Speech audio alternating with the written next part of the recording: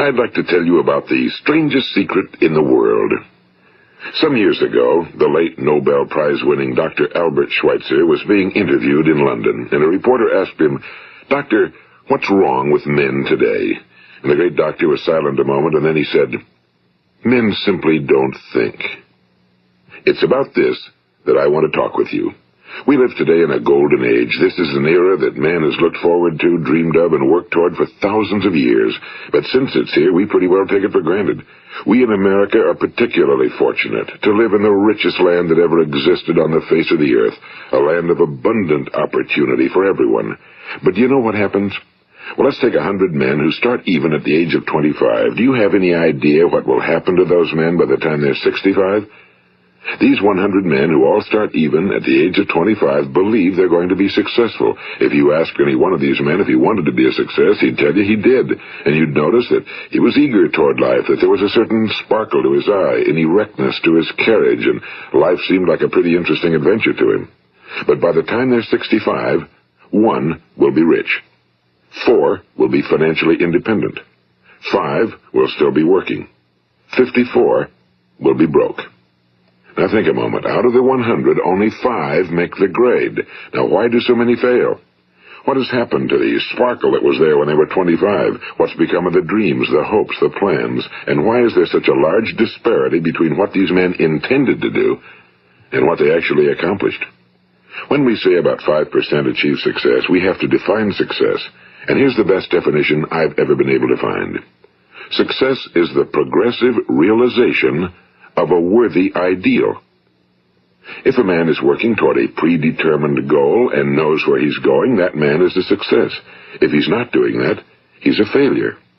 Success is the progressive realization of a worthy ideal.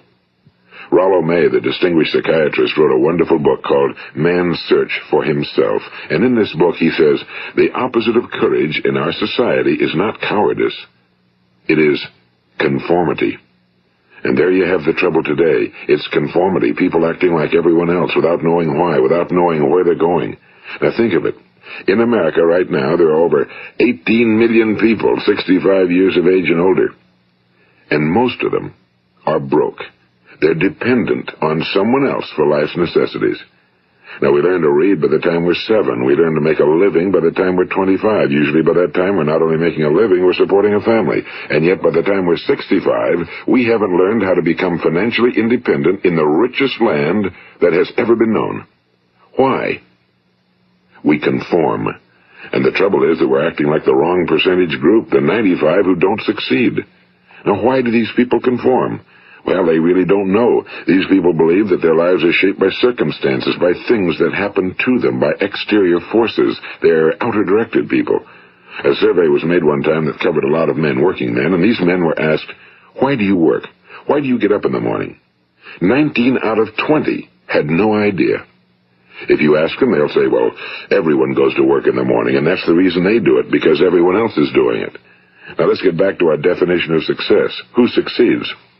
The only person who succeeds is the person who is progressively realizing a worthy ideal. He's the person who says, I'm going to become this, and then begins to work toward that goal. I'll tell you who the successful people are. A success is the school teacher who's teaching school because that's what he or she wants to do. The success is the woman who's a wife and mother because she wanted to become a wife and mother and is doing a good job of it. The success is the man who runs the corner gas station because that was his dream. That's what he wanted to do. The success is the successful salesman who wants to become a top-notch salesman and grow and build with his organization. A success is anyone who is doing deliberately a predetermined job because that's what he decided to do deliberately. But only 1 out of 20 does that. That's why today there isn't really any competition unless we make it for ourselves. Instead of competing, all we have to do is create. You know, for 20 years, I looked for the key which would determine what would happen to a human being. Was there a key I wanted to know which would make the future a promise that we could foretell to a large extent? Was there a key that would guarantee a person's becoming successful if he only knew about it and knew how to use it? Well, there is such a key, and I've found it. Have you ever wondered why so many men work so hard and honestly without ever achieving anything in particular, and others don't seem to work hard and yet seem to get everything? They seem to have the magic touch. You've heard them say that about someone. Everything he touches turns to gold. And have you ever noticed that a man who becomes successful tends to continue to become successful? And on the other hand, have you noticed how a man who's a failure tends to continue to fail? Well, it's because of goals. Some of us have goals, some don't. People with goals succeed because they know where they're going. It's that simple. Think of a ship leaving a harbor, and think of it with the complete voyage mapped out and planned. The captain and crew know exactly where it's going and how long it'll take. It has a definite goal. Now, 9,999 times out of 10,000, it will get to where it started out to get. Now, let's take another ship, just like the first, only let's not put a crew on it or a captain at the helm. Let's give it no aiming point, no goal, no destination. We just start the engines and let it go. I think you'll agree with me that if it gets out of the harbor at all, it will either sink or wind up on some deserted beach, a derelict. It can't go anyplace because it has no destination and no guidance, and it's the same with a human being. Take the salesman, for example. There's no other person in the world today with the future of a good salesman. Selling is the world's highest paid profession, if we're good at it and if we know where we're going. Every company needs top-notch salesmen, and they reward those men. The sky's the limit for them. But how many can you find?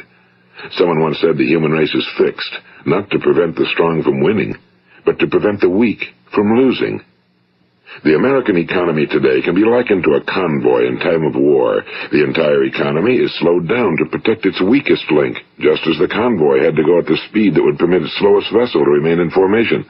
That's why it's so easy to make a living today. It takes no particular brains or talent to make a living and support a family today. So we have a plateau of so-called security, if that's what a person's looking for.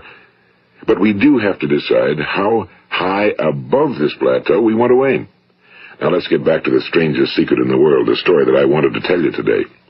Why do men with goals succeed in life and men without them fail? Well, let me tell you something which, if you really understand it, will alter your life immediately. If you understand completely what I'm going to tell you from this moment on, your life will never be the same again. You will suddenly find that good luck just seems to be attracted to you. The things you want just seem to fall in line, and from now on you won't have the problems, the worries, the gnawing lump of anxiety that perhaps you've experienced before. Doubt, fear, well, they'll be things of the past. Here's the key to success and the key to failure. We become what we think about. Now let me say that again. We become what we think about. Throughout all history, the great wise men and teachers, philosophers and prophets have disagreed with one another on many different things. It's only on this one point that they are in complete and unanimous agreement. Listen to what Marcus Aurelius, the great Roman emperor, said. A man's life is what his thoughts make of it. Disraeli said this. Everything comes if a man will only wait. I've brought myself by long meditation to the conviction that a human being with a settled purpose must accomplish it, and that nothing can resist a will that will stake even existence for its fulfillment. Ralph Waldo Emerson said this, a man is what he thinks about all day long.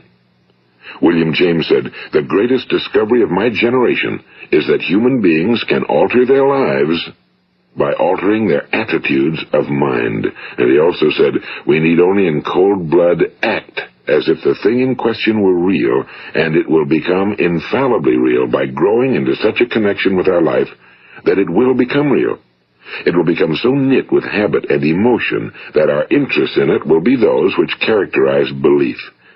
And he also said, if you only care enough for a result, you will almost certainly attain it. If you wish to be rich, you will be rich. If you wish to be learned, you will be learned.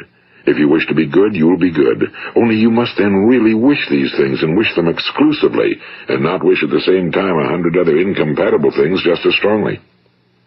In the Bible, you read in Mark 9:23, if thou canst believe, all things are possible to him that believeth. My old friend Dr. Norman Vincent Peale put it this way, this is one of the greatest laws in the universe. Fervently do I wish I had discovered it as a very young man. It dawned upon me much later in life, and I found it to be one of the greatest, if not my greatest discovery outside of my relationship to God. The great law, briefly and simply stated, is that if you think in negative terms, you will get negative results. If you think in positive terms, you will achieve positive results. That is the simple fact, he went on to say, which is at the basis of an astonishing law of prosperity and success. In 3 words, believe and succeed. William Shakespeare put it this way: our doubts are traitors and make us lose the good we oft might win by fearing to attempt.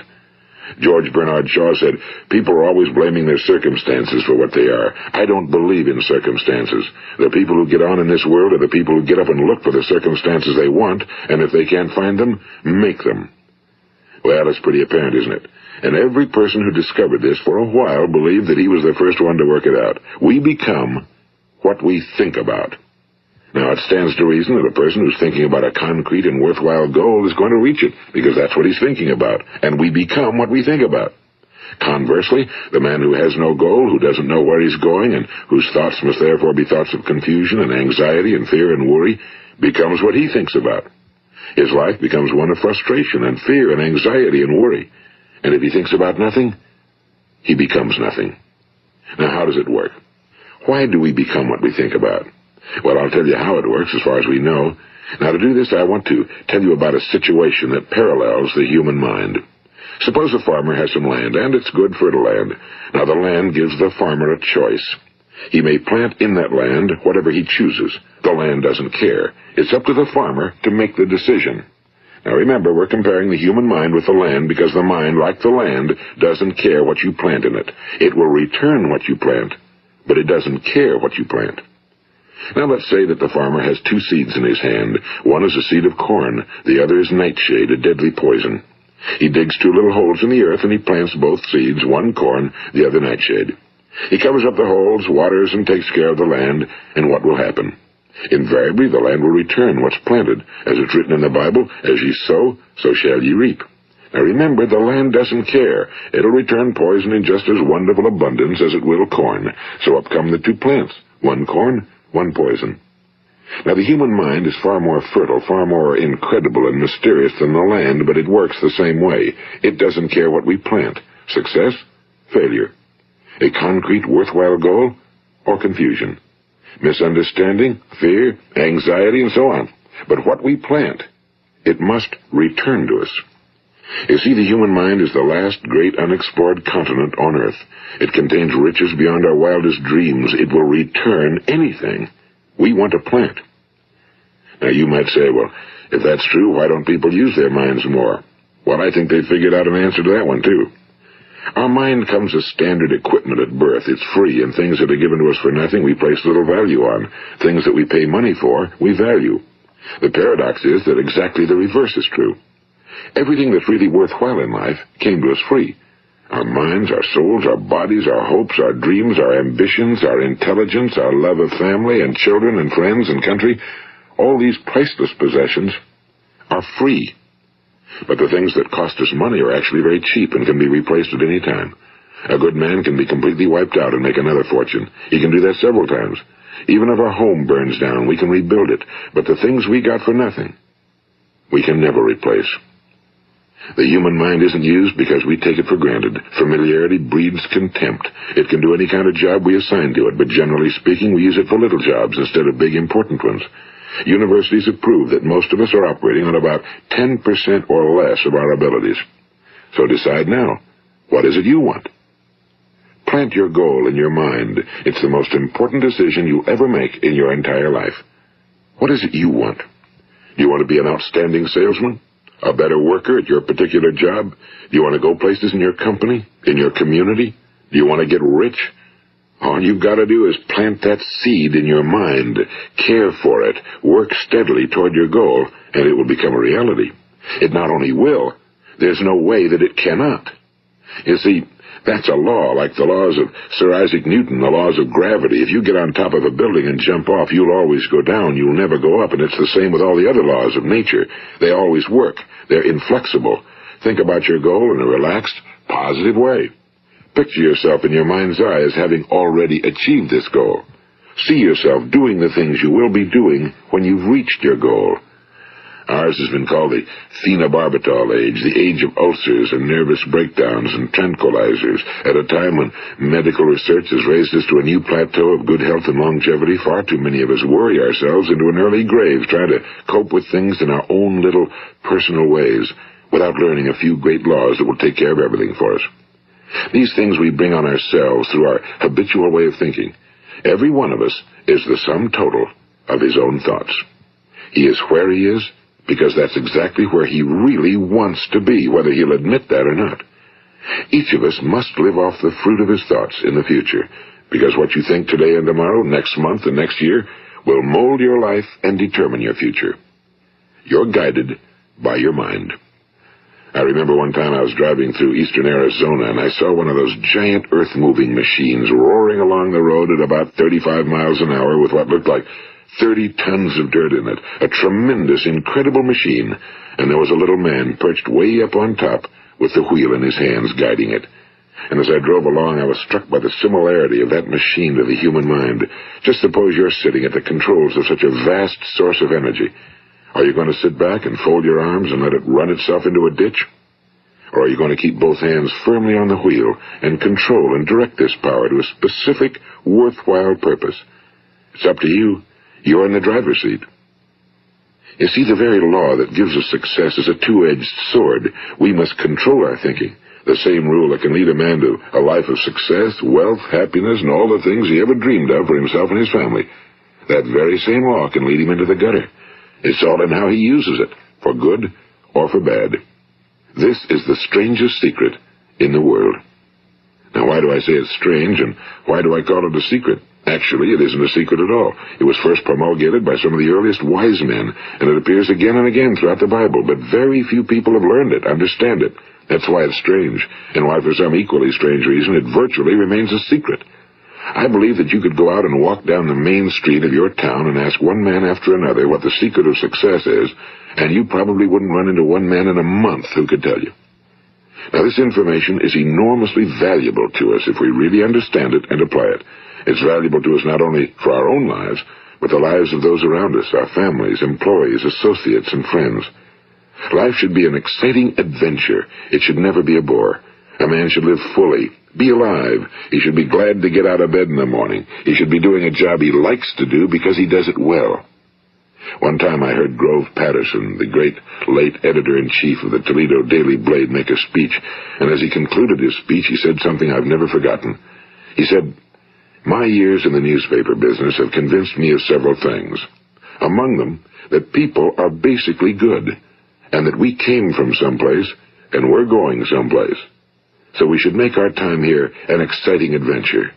The architect of the universe didn't build a stairway leading nowhere." And the greatest teacher of all, the carpenter from the plains of Galilee, gave us the secret time and time again. As ye believe, so shall it be done unto you. I've explained the strangest secret in the world and how it works. Now, on this side, I want to explain how you can prove to yourself the enormous returns possible in your own life by putting this secret to a practical test. I want you to make a test that will last 30 days. It isn't going to be easy, but if you'll give it a good try, it will completely change your life for the better. Now, back in the 17th century, Sir Isaac Newton, the English mathematician and natural philosopher, gave us some natural laws of physics which apply as much to human beings as they do to the movement of bodies in the universe. And one of these laws is that for every action, there is an equal and opposite reaction. Simply stated, as it applies to you and me, it means we can achieve nothing without paying the price. The results of your 30-day experiment will be in direct proportion to the effort you put forth. To be a doctor, you must pay the price of long years of difficult study. To be successful in selling, and remember that each of us succeeds to the extent of his ability to sell. Selling our families on our ideas, selling education in schools, selling our children on the advantages of living the good and honest life, selling our associates and employees on the importance of being exceptional people. To, of course, the profession of selling itself. But to be successful in selling our way to the good life, we must be willing to pay the price. Now, what is that price? Well, it's many things. First, it's understanding emotionally, as well as intellectually, that we literally become what we think about, that we must control our thoughts if we're to control our lives. It's understanding fully that as ye sow, so shall ye reap. Second, it's cutting away all fetters from the mind and permitting it to soar as it was divinely designed to do. It's the realization that your limitations are self-imposed and that the opportunities for you today are enormous beyond belief. It's rising above narrow-minded pettiness and prejudice.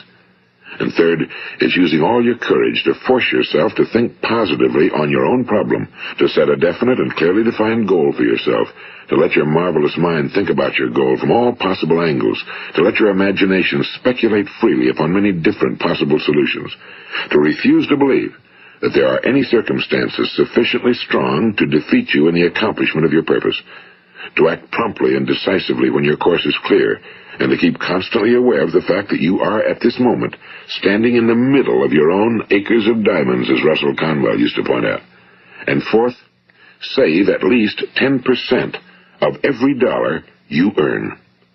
It's also remembering that no matter what your present job, it has enormous possibilities, if you're willing to pay the price. Now let's just go over the important points in the price each of us must pay to achieve the wonderful life that can be ours. It is, of course, worth any price. 1. You will become what you think about. 2. Remember the word imagination and let your mind begin to soar. 3. Courage. Concentrate on your goal every day. 4. Save 10% of what you earn. And 5. Action. Ideas are worthless unless we act on them. Now, I'll try to outline the 30-day test I want you to make. Keep in mind that you have nothing to lose by making this test and everything you could possibly want to gain. There are two things that may be said of everyone. Each of us wants something, and each of us is afraid of something. I want you to write on a card what it is you want more than anything else.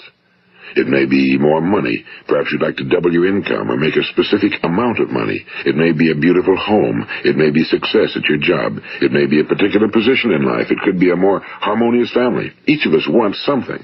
Now write down on your card specifically what it is you want. Make sure it's a single goal and clearly defined. You needn't show it to anyone, but carry it with you so that you can look at it several times a day. Think about it in a cheerful, relaxed, positive way each morning when you get up, and immediately you have something to work for, something to get out of bed for, something to live for. Look at it every chance you get during the day and just before going to bed at night. And as you look at it, remember that you must become what you think about, and since you're thinking about your goal, you realize that soon it will be yours. In fact, it's yours really the moment you write it down and begin to think about it. Look at the abundance all around you as you go about your daily business. You have as much right to this abundance as any other living creature. It's yours for the asking. Now we come to the difficult part. Difficult because it means the formation of what is probably a brand new habit, and new habits are not easily formed. Once formed, however, it will follow you for the rest of your life. Stop thinking about what it is you fear. Each time a fearful or negative thought comes into your consciousness, replace it with a mental picture of your positive and worthwhile goal. And there will come times when you'll feel like giving up. It's easier for a human being to think negatively than positively. That's why only 5% are successful. You must begin now to place yourself in that group. For 30 days, you must take control of your mind. It will think about only what you permit it to think about. Each day for this 30-day test, do more than you have to do. In addition to maintaining a cheerful, positive outlook, give of yourself more than you've ever done before. Do this knowing that your returns in life must be in direct proportion to what you give. The moment you decide on a goal to work toward, you're immediately a successful person. You are then in that rare and successful category of people who know where they're going. Out of every 100 people, you belong to the top 5. Don't concern yourself too much with how you're going to achieve your goal. Leave that completely to a power greater than yourself. All you have to do is know where you're going. The answers will come to you of their own accord and at the right time. Remember these words from the Sermon on the Mount, and remember them well. Keep them constantly before you this month of your test. Ask, and it shall be given you. Seek, and ye shall find. Knock, and it shall be opened unto you.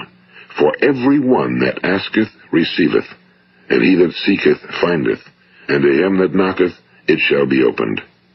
It's as marvelous and as simple as that. In fact, it's so simple that in our seemingly complicated world, it's difficult for an adult to understand that all he needs is a purpose and faith. For 30 days, Do your very best. If you're a salesman, go at it as you've never done before, not in a hectic fashion, but with the calm, cheerful assurance that time well spent will give you the abundance in return you deserve and want. If you're a homemaker, devote your 30-day test to completely giving of yourself without thinking about receiving anything in return, and you'll be amazed at the difference it makes in your life. No matter what your job, do it as you've never done it before for 30 days. And if you've kept your goal before you every day, you'll wonder and marvel at this new life you've found. Dorothea Brand, the outstanding editor and writer, discovered it for herself and tells about it in her fine book, Wake Up and Live. Her entire philosophy is reduced to the words, act as though it were impossible to fail. She made her own test with sincerity and faith, and her entire life was changed to one of overwhelming success. Now, you make your test for 30 full days. Don't start your test until you've made up your mind to stick with it. You see, by being persistent, you're demonstrating faith. Persistence is simply another word for faith. If you didn't have faith, you'd never persist. If you should fail during your first 30 days, by that I mean suddenly find yourself overwhelmed by negative thoughts, you've got to start over again from that point and go 30 more days. Gradually, your new habit will form until you find yourself one of that wonderful minority to whom virtually nothing is impossible.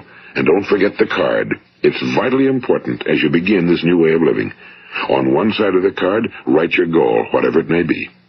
On the other side, write the words we've quoted from the Sermon on the Mount. Ask, and it shall be given you. Seek, and ye shall find. Knock, and it shall be opened unto you.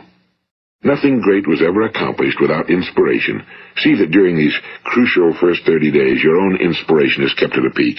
And above all, don't worry. Worry brings fear, and fear is crippling. The only thing that can cause you to worry during your test is trying to do it all yourself. Know that all you have to do is hold your goal before you. Everything else will take care of itself. Remember also to keep calm and cheerful. Don't let petty things annoy you and get you off course. Now, since making this test is difficult, some will say, why should I bother? Well, look at the alternative. No one wants to be a failure. No one really wants to be a mediocre individual. No one wants a life constantly filled with worry and fear and frustration. Therefore, remember that you must reap that which you sow. If you sow negative thoughts, your life will be filled with negative things.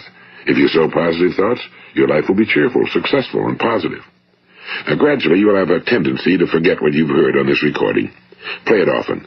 Keep reminding yourself of what you must do to form this new habit. Gather your whole family around at regular intervals and listen to what's been said here. You know, most men will tell you that they want to make money without understanding the law. The only people who make money work in a mint. The rest of us must earn money. This is what causes those who keep looking for something for nothing or a free ride to fail in life. The only way to earn money is by providing people with services or products which are needed and useful. We exchange our time and our product or service for the other man's money. Therefore, the law is that our financial return will be in direct proportion to our service. Now, success is not the result of making money. Making money is the result of success, and success is in direct proportion to our service. Most people have this law backwards. They believe that you're successful if you earn a lot of money. The truth is that you can only earn money after you're successful. It's like the story of the man who sat in front of the stove and said to it, give me heat, and then I'll add the wood. How many men and women do you know, or do you suppose there are today, who take the same attitude toward life? There are millions. We've got to put the fuel in before we can expect heat. Likewise, we've got to be of service first before we can expect money. Don't concern yourself with the money. Be of service, build, work, dream, create. Do this, and you'll find there's no limit to the prosperity and abundance that will come to you. Prosperity, you know, is founded upon a law of mutual exchange. Any person who contributes to prosperity must prosper in turn himself. Sometimes the return will not come from those you serve, but it must come to you from someplace, because that's the law. For every action, there is an equal and opposite reaction. As you go daily through your 30-day test period, remember that your success will always be measured by the quality and quantity of service you render, and money is a yardstick for measuring this service. No man can get rich himself unless he enriches others. Now, there are no exceptions to a law. You can drive down any street in America and from your car estimate the service that's being rendered by the people living on that street. Had you ever thought of this yardstick before? It's interesting. Some, like ministers and priests and other devoted people, measure their returns in the realm of the spiritual, but again, their returns are equal to their service. Once this law is fully understood, any thinking person can tell his own fortune. If he wants more, he must be of more service to those from whom he receives his return. If he wants less, he has only to reduce his service. This is the price you must pay for what you want. If you believe you can enrich yourself by deluding others, you can end only by deluding yourself. It may take some time, but just as surely as you breathe, you'll get back what you put out. Don't ever make the mistake of thinking you can avert this. It's impossible. The prisons and the streets where the lonely walk are filled with people who tried to make new laws just for themselves. We may avoid the laws of man for a while, but there are greater laws that cannot be broken. An outstanding medical doctor recently pointed out 6 steps that will help you realize success. 1. Set yourself a definite goal. 2. Quit running yourself down. 3. Stop thinking of all the reasons why you cannot be successful and instead think of all the reasons why you can. 4. Trace your attitudes back through your childhood and try to discover where you first got the idea you couldn't be successful, if that's the way you've been thinking. 5. Change the image you have of yourself by writing out a description of the person you would like to be. And 6. Act the part of the successful person you have decided to become. The doctor who wrote those words is a noted West Coast psychiatrist, Dr. David Harold Fink. Do what the experts since the dawn of recorded history have told you must do. Pay the price by becoming the person you want to become. It's not nearly as difficult as living unsuccessfully. Make your 30-day test, then repeat it again, and each time it will become more a part of you until you'll wonder how you could ever have lived any other way. Live this new way and the floodgates of abundance will open and pour over you more riches than you may have dreamed existed. Money? Yes, lots of it. But what's more important, you'll have peace. You'll be in that wonderful minority who lead calm, cheerful, successful lives. Start today. You have nothing to lose, but you have a whole life to win. This is Earl Nightingale, and thank you.